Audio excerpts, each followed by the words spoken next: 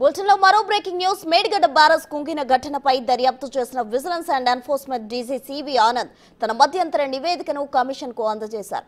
అయితే అన్నారం సుందిల్లా బ్యారేజ్లపైన నివేదికలు ఇవ్వాలని కమిషన్ చైర్మన్ ఘోష్ ఆదేశించారు. సివి ఆనంద్ నివేదికలో 21 మంది ఇంజనీర్ల పాత్ర ఉన్నట్లు నివేదికలో పొందుపరిచారు.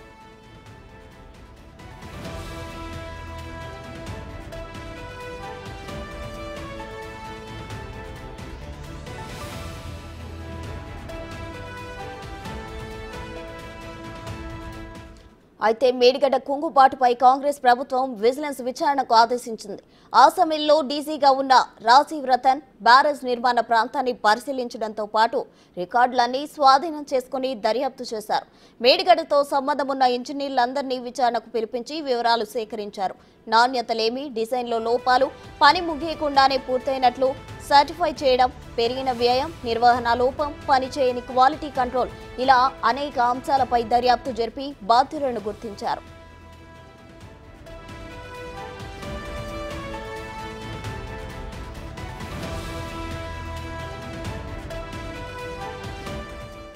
రాజీవ్ రతన్ చనిపోయాక దర్యాప్తు నిలిచిపోయింది. ప్రభుత్వానికి నివేదిక ఇవ్వలేదు. నివేదిక అందజేయాలని కమిషన్ విజిలెన్స్ అధికారులను విభాగాన్ని ఆదేశించింది. అయితే ఇటీవల విజిలెన్స్ డీజీగా అదనపు బాధ్యతలు చేపట్ట సివి ఆనంద్ మధ్యంతర నివేదిక రూపొందించి కమిషన్ కు సమర్పించారు. ఇందులో 21 మంది ఇంజనీర్ల పాత్ర గుర్తించి ఎవరి ప్రమేయం ఏంటన్నది వివరంగా రాసినట్లు తెలుస్తోంది. అన్నారం సుందిల్లా బ్యారేజ్లపైన నివేదిక ఇవ్వాలని, తుది నివేదిక సమర్పించాలని విజిలెన్స్ డీజీని జస్టిస్ ఘోష్ ఆదేశించినట్లు అధికార వర్గాలు చెబుతున్నాయి. విజిలెన్స్ తుది నివేదిక కోసం నీటిపారుదల శాఖ కార్యదర్శికి సీఎంఓకు కూడా జస్టిస్ పీసీ ఘోష్ లేఖ రాసినట్లు తెలిసింది.